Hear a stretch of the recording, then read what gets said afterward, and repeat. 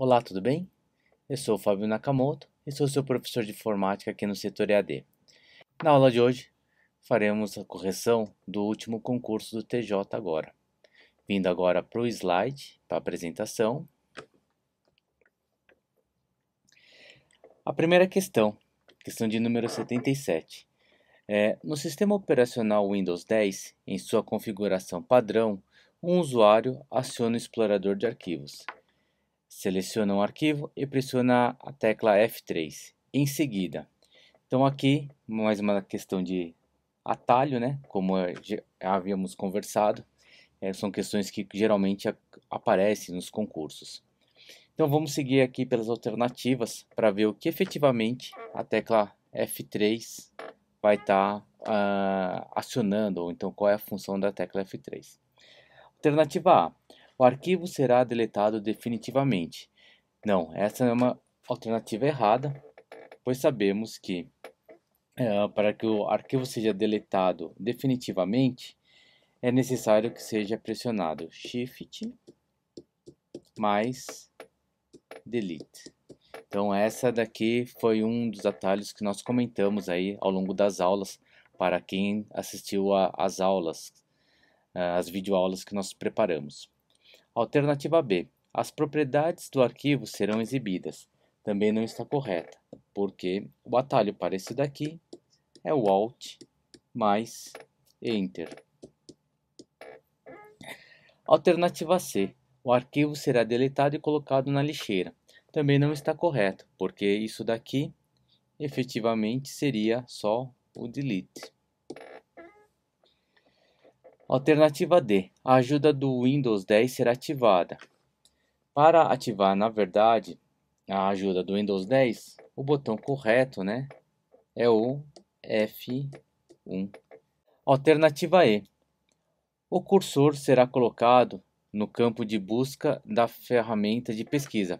Aqui está a nossa alternativa correta. Efetivamente, o que acontece aqui é quando apertamos o F3, é o que vai acontecer. O cursor vai para a caixa de pesquisa do explorador de arquivos. Indo para a próxima questão de número 78. A área de transferência do Microsoft Office 2016 permite que dados sejam transferidos entre os diversos aplicativos. Suponha que um usuário tenha aberto um arquivo com o Microsoft Excel 2016 e outro com o Microsoft Word 2016, e que no Excel algumas células tenham sido copiadas com o comando Ctrl+C. Observe a figura do Microsoft Word 2016. Então aqui, lembrando ali na página inicial, né, nós temos ali a parte da área de transferência, onde estão os comandinhos ali de colar, recortar, passar e o pincel. Nesse caso aqui, vamos seguir pelas questões. Caso a seta ao lado do texto área de transferência na figura clicada, ou seja, essa setinha aqui, ao momento que clicamos aqui nessa setinha, o que vai acontecer vai ser a expansão dessa área, dessa caixa da área de transferência. E lá nós vamos visualizar tudo aquilo que foi colocado através do comando Ctrl+C em algum momento. Com isso facilita você fazer a colagem de qualquer coisa que você tinha copiado anteriormente, ou mesmo havia feito o recorte. Então vamos ver aqui as alternativas. Alternativa A. Todo o conteúdo da área de transferência será copiado para a posição após o cursor de texto. Aqui na verdade ele está falando, está descrevendo o que vai acontecer quando colamos alguma coisa que está na área de transferência. Então essa alternativa está errada. Alternativa B. Uma janela lateral será aberta, exibindo todos os elementos colocados na área de transferência, além de botões diversos. Então aqui está realmente a nossa alternativa correta. Por quê? Porque é onde abre a janela e fica disponível, né? Ou então nos mostra tudo aquilo que foi colocado na área de transferência, através do comando colar ou mesmo através do comando recortar. Só seguindo aqui as demais alternativas, alternativa C. O último elemento copiado para a área de transferência será copiado para a posição após o cursor no texto, na forma manter formatação original. Aqui também, de novo, a gente está falando de uma das modalidades da função colar, tá? Alternativa D. O último elemento copiado para a área de transferência será copiado para a posição após o cursor no texto. Na forma colar especial, não. De novo, aqui está mostrando o comando de colar, e não é o caso, uma vez que essa setinha só faz a expansão da área de transferência. E alternativa E, a área de transferência será limpa, também não está correto. Então, isso só confirma aí a nossa alternativa B como alternativa correta. Questão agora de número 79. No sistema operacional Windows 10, em sua configuração padrão, um usuário clicou com o botão direito do mouse em um espaço livre na área de trabalho e a seguinte lista de opções surgiu na tela. Então aqui a gente está vendo uma janelinha que surgirá e vamos ver o que a questão vai estar nos perguntando. Esse usuário deseja criar um atalho para um arquivo na área de trabalho e para isso ele deve clicar em, ou seja, ele está querendo aqui criar um atalho novo e ao momento que expandimos essa janela, aonde devemos clicar? Então, alternativa A, exibir. Em seguida, selecionar atalho na lista de opções que surge na tela e seguir as orientações na janela criar atalho. Na verdade, ao momento que clicamos em exibir, o que vai estar acontecendo vai estar abrindo um submenuzinho onde vai estar mostrando as opções para configurar basicamente a área de trabalho, né? Quanto à disposição dos ícones, tamanhos de ícones, esse tipo de coisa. Então, exibir não é o nosso menuzinho correto. Alternativa B, novo. Em seguida, digitar o nome do atalho na janela que surge na tela. Essa alternativa aqui não está completamente correta. Por quê? Porque realmente nós vamos precisar selecionar no novo o atalho e em seguida criá-lo. Então, não está completa, está faltando alguma coisa. Alternativa C, novo. Em seguida, selecionar atalho na lista de opções que surge na tela e seguir as orientações na janela criar atalho. Opa, aqui está a alternativa completa, a alternativa correta. Só seguindo aí para as demais alternativas. Alternativa D, atualizar. Opa, aqui não é o menu que cria, tanto é que ele não vai estar abrindo outros menus, uma vez que você vê que não tem a ausência aqui da setinha. Então, essa daqui a gente já poderia até descartar de cara.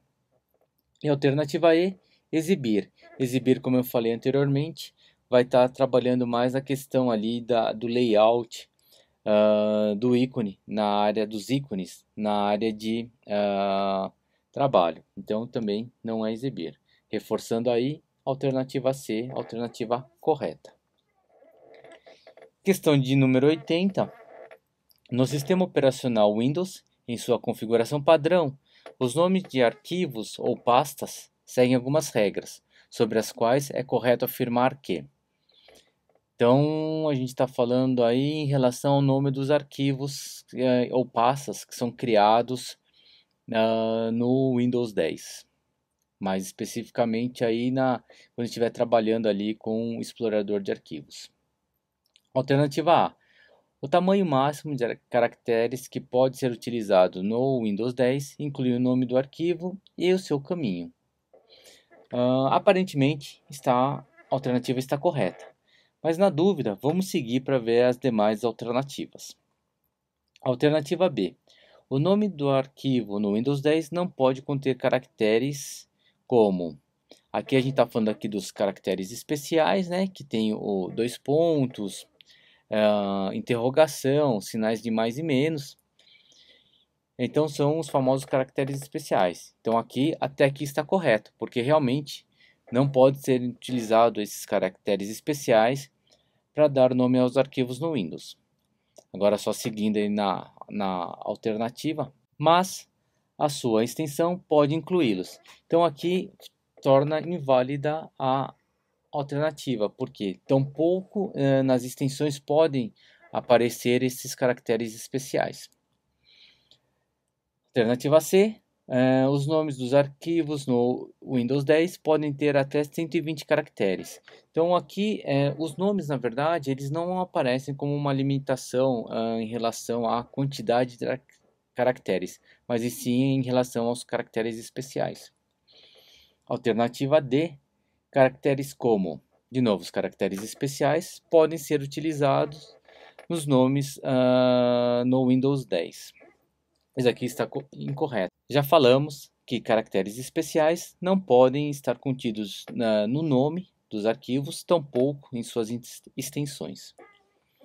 Alternativa E, o nome do arquivo no Windows 10 não pode ter caracteres especiais, mas o nome do seu caminho pode incluí-los. Não, então aqui está incorreto.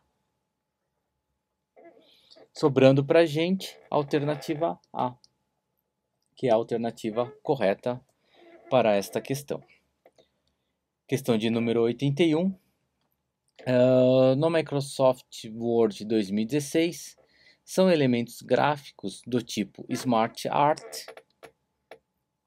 que podem ser inseridos em um documento. Então aqui, antes da gente seguir nas alternativas, eu gostaria de pôr aqui na tela para a gente a barra de opções aonde aparece aí o Smart Art, tá? Então aqui a gente está falando ali das opções da aba inserir, especificamente onde está aqui o Smart Art, ok? Alternativa A, imagem, processo e gráfico. Se a gente navegar aqui pelas opções dessa aba inserir, temos aqui já de cara que imagens tem o seu ícone próprio, assim como o gráfico tem seu ícone próprio, ou seja, são alternativas que não estão dentro do Smart Art. Alternativa B, ciclo, caixa de texto e vídeo online.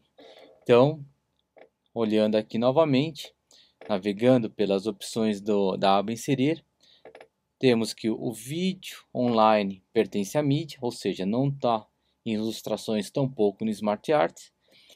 Então, assim como a caixa de texto pertence aqui aos textos, então podemos também excluir, invalidando a alternativa. Talvez ciclo até esteja no Smart Art, mas já sabemos que as demais opções não estão, então já podemos eliminar essa alternativa. Alternativa C, matriz, link e comentário. Bom, de cara a gente já descobre aqui que link também não pertence ao Smart Art e tampouco comentário. Então, são duas opções incorretas dessa alternativa. Alternativa D, pirâmide, talvez seja. Imagem online e forma. Aí a gente já nota que imagem online não tem aqui, não menciona, né, explicitamente, mas nós temos aqui a questão da forma, que é um ícone à parte, não pertence ao Smart Art, invalidando aí a alternativa. Sobrando então a alternativa E, que efetivamente seriam os itens que estão dentro do Smart Art. Ao momento que clicamos no Smart Art, um submenuzinho vai ser aberto, aonde teremos aí as opções de processo, ciclo e hierarquia. Questão agora de número 82. Durante o processo de edição de um documento no Microsoft Word 2016, um usuário decidiu formatar um parágrafo selecionado clicando sobre o botão Justificar, presente no grupo Parágrafo da guia Página Inicial. Essa ação fará com que o texto do parágrafo selecionado seja. Então aqui também gostaria de colocar para vocês aí só um lembrete das opções que a gente tem. Então nós estamos falando desse grupo aqui de comandos, né? Da opção aí parágrafo. E lembrando que esse primeiro aqui seria o alinhamento à esquerda. Esse aqui o alinhamento centralizado. Esse aqui o alinhamento à direita, prevalecendo aqui à direita. E o justificar, que seria esse aqui, no qual o alinhamento é feito entre a margem direita e a margem esquerda. Então, o que a gente deve de buscar aqui é uma alternativa que mencione exatamente esse alinhamento entre as margens. Alternativa A, distribuído uniformemente entre as margens superior e inferior. Não, o que a gente está buscando é margem esquerda e direita. Alternativa B, distribuído uniformemente entre as margens esquerda e direita. Opa, aqui está a nossa alternativa correta, alternativa B. Só seguindo aí as demais alternativas. Alternativa C, centralizado na página. Então, centralizado na página também não é, porque a gente sabe que essa daqui é essa opçãozinha. Alinhado apenas à margem esquerda, tampouco, porque seria essa outra alternativa aqui. E, por fim, a alternativa E, alinhado apenas à margem direita, tampouco, que seria esse outro ícone aqui. Então, aqui o justificar, que é efetivamente o alinhamento entre as margens esquerda e direita. Questão de número 83. A colocação de um cabeçalho em um documento editado no Microsoft Word 2016 pode ser feita por meio da guia. Então aqui, também para seguir, gostaria de colocar aqui para a gente as opções, né, de cada guia ou cada aba, para a gente poder estar respondendo a essa questão. Então, na alternativa A, gente tem aí a guia layout de página, onde ela fala aí do grupo margens, inserir cabeçalho. Na verdade, quando nós vamos para o layout, não está aqui a opção inserir cabeçalho. Margem está, mas não é aqui que aparece o cabeçalho. Então essa alternativa aqui está incorreta. Alternativa B, inserir, estamos então na guia, a aba inserir, aonde aparece efetivamente cabeçalho. Só que ele comenta que é no grupo comentários. Então aqui no grupo comentários não é. Então aqui a alternativa se torna inválida. A alternativa B não está correta pelo fato de não estar em comentários a inserção de cabeçalho. A alternativa C, layout da página. Como já vimos, não é aqui que está a questão aí do cabeçalho. Alternativa D, inserir, de novo aqui, aba inserir, grupo cabeçalho e rodapé, é aqui mesmo, e aonde está efetivamente a opção cabeçalho. Então essa é a nossa alternativa correta.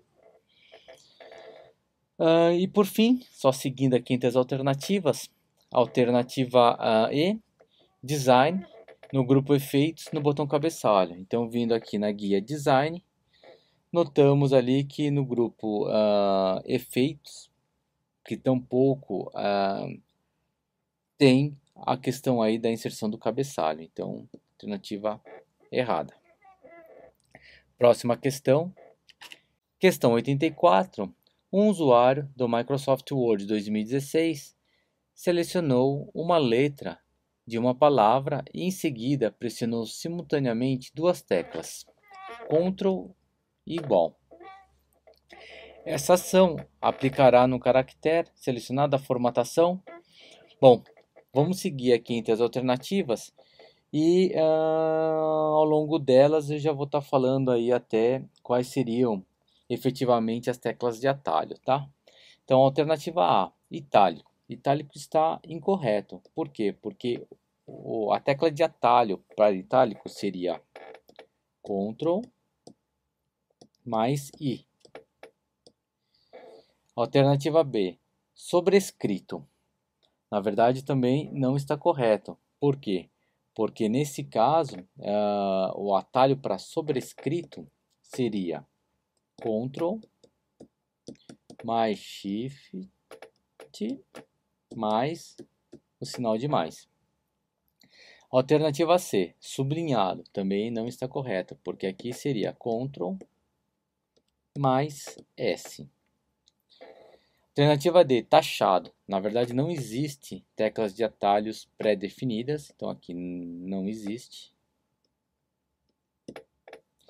E por fim, a alternativa, que é a alternativa correta, a alternativa E, é o subscrito, que efetivamente seria o Ctrl mais igual.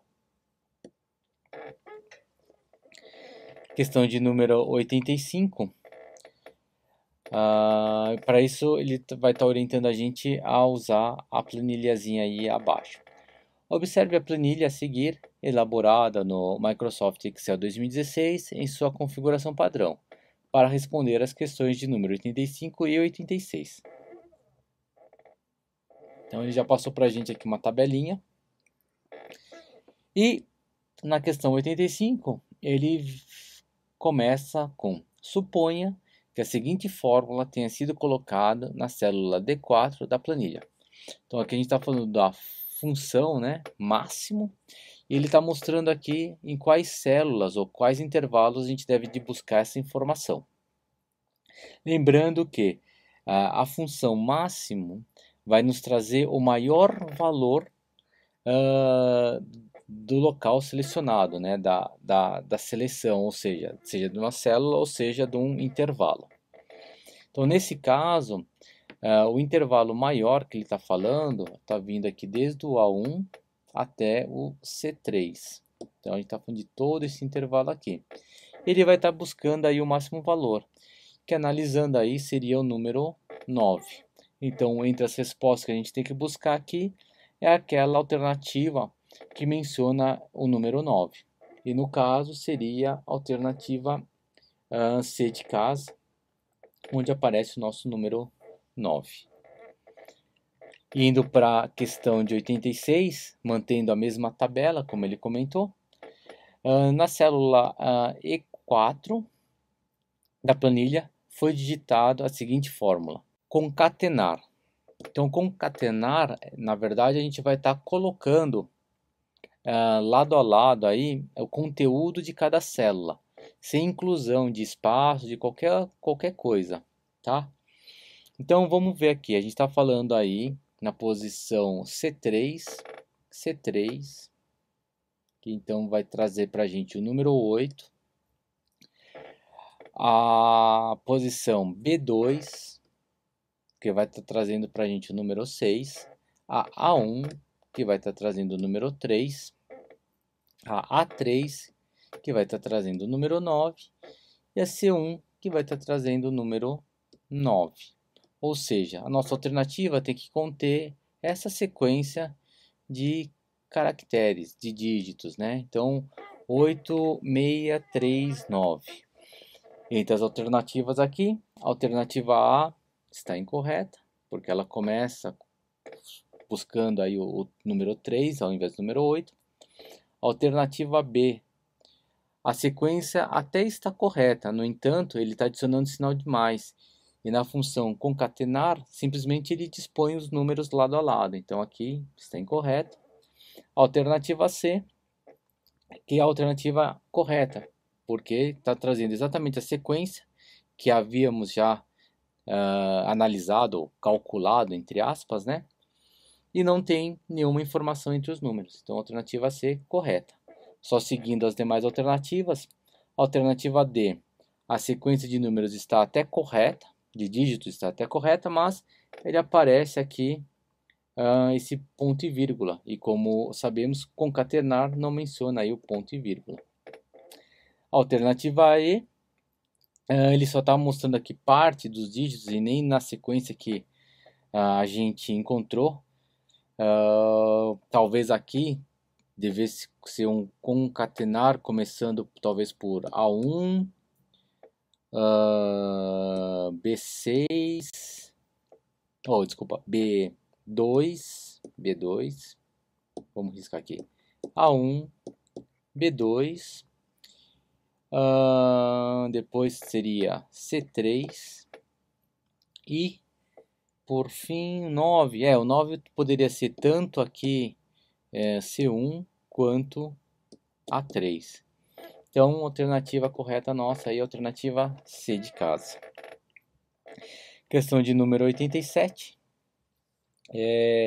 No Microsoft Excel 2016, por meio do ícone área de impressão, localizado no grupo configuração de página na guia layout de página, tem-se acesso ao recurso limpar a área de impressão, utilizado quando se deseja.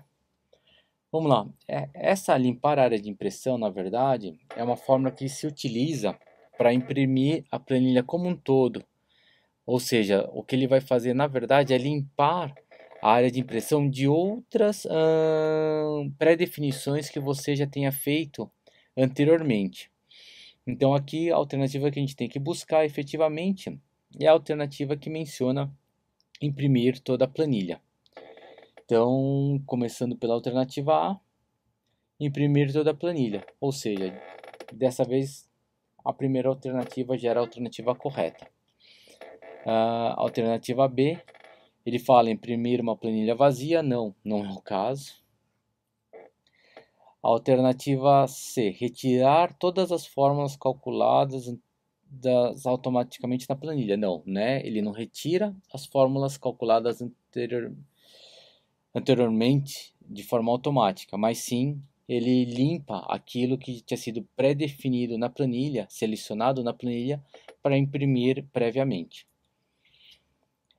D, retira todas as planilhas colocadas na fila de impressão. Não, aqui não é em fila de impressão, é mais relacionado à seção anteriormente já pré-definida. E a alternativa E, esvaziar a área de transferência do aplicativo. Não, a área de transferência está relacionada aos comandos ali de Ctrl+C, Ctrl+V, né? E não efetivamente aí na questão de impressão. Questão de número 88. Considerando o uso do correio eletrônico ao se preparar uma mensagem para envio. A alternativa A. Se esta for um encaminhamento de uma mensagem recebida, não é possível enviá-la a destinatários em cópia oculta. Isso aqui está incorreto, porque por mais que você vá fazer um encaminhamento, você tem acesso a destinatários tanto em cópia aberta,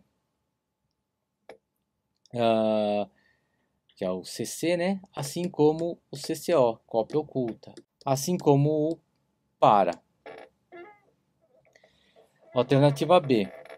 O número de destinatários em cópia oculta não pode ser superior ao número de destinatários em cópia aberta. Essa alternativa aqui está incorreta, porque não há nenhuma restrição em relação à relação entre destinatários em cópia oculta ou cópia aberta. Inclusive, você pode ter só destinatários em cópia oculta. Não tem obrigatoriedade de existir destinatários em cópia aberta. Alternativa C. Se essa for um encaminhamento de uma mensagem recebida, não é possível alterar o assunto presente na mensagem original. Essa alternativa também está incorreta, porque o assunto é livre, você pode efetivamente alterar o assunto. Alternativa D. O número de destinatários em cópia aberta deve ser igual ao número de destinatários em cópia oculta. Mais uma vez, está incorreta porque não existe uma relação ou mesmo uma restrição entre a quantidade de destinatários em cópia aberta ou mesmo em cópia oculta. E por fim, a alternativa E, é possível enviar sem especificação de seu assunto. Alternativa correta. Como falamos, a única restrição que existe para enviar um e-mail é não existir nenhum tipo de destinatário, mas não ter assunto não seria problema. Questão de número 89. Em geral, a especificação completa do Uniform Resource Locator, famoso URL, apresenta os seguintes campos. Então ele fala aqui aí do esquema, denominando esquema, domínio, porta, caminho recurso, char, string e o documento efetivamente, né, o fragmento. Sobre esses campos é correto afirmar que alternativa A, o caminho especifica redes por meio das quais a solicitação será encaminhada. Isso aqui não é uma verdade, né? Porque o caminho vai estar mostrando aí para a gente uma tradução aí do endereço aonde vai estar alocado a informação. Alternativa B. O fragmento é uma parte obrigatória presente em qualquer URL. Não necessariamente. Se não estiver apontando para a gente a um arquivo final, isso daqui não é uma verdade. Alternativa C. O esquema pode ser apenas HTTP ou HTTPS. Na verdade, isso aqui são os mais usuais, mas não são os únicos. Então, essa alternativa se torna inválida. Alternativa D. O domínio determina o servidor que torna disponível o recurso ou o documento solicitado. Aqui está a nossa alternativa correta. Realmente, é o domínio que vai estar indicando aí o servidor, o provedor, aonde o nosso recurso ou documento vai estar disponível. No caso aqui poderia ser uma parte aqui do nosso, efetivamente do nosso recurso ou documento. Alternativa E. A porta sempre será um número menor ou igual a 40. Não, na verdade a gente não tem uma restrição efetivamente aí por tamanho, invalidando essa questão. Essa questão não, essa alternativa. E por fim, a nossa questão é de número 90.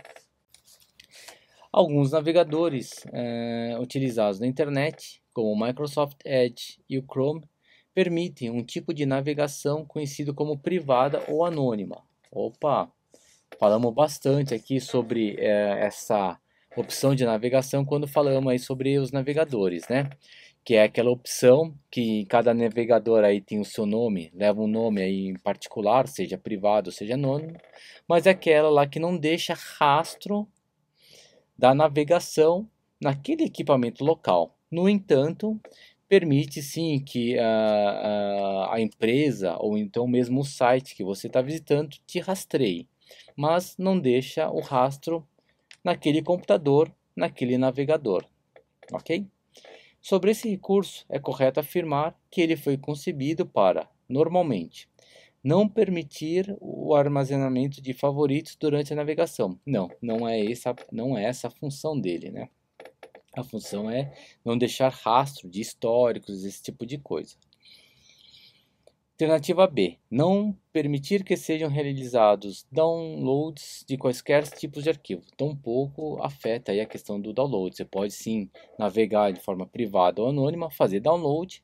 O que vai acontecer é que ele não vai indicar aí todo o seu histórico naquele computador, naquele navegador.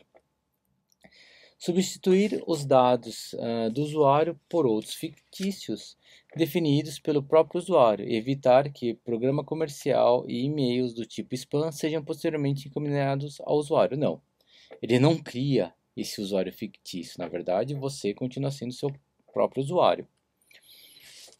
Alternativa D. Permite que sites sejam acessados sem que sejam guardados quaisquer dados ou informações que possam ser usados para rastrear, a partir do navegador, a visitas efetuadas pelo usuário. Então aqui está a nossa alternativa correta.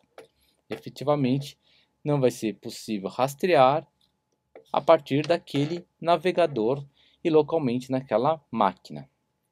Alternativa E, impedir que o provedor de internet e os sites visitados tenham acesso aos dados relativos à navegação do usuário. Incorreto, porque como nós falamos, tanto aí o provedor, que pode ser a sua própria empresa, ou mesmo sites visitados, eles sim vão ter acesso ao seu histórico, ou seja, você vai poder assim, ser rastreado. E dessa forma, terminamos aí a correção das questões desse último concurso. Voltando em mim, quero aí agradecer de novo vocês aí pelas aulas, né? E espero que vocês tenham ido bem nesse último concurso. Nos vemos aí nas próximas aulas de outros concursos. Até mais!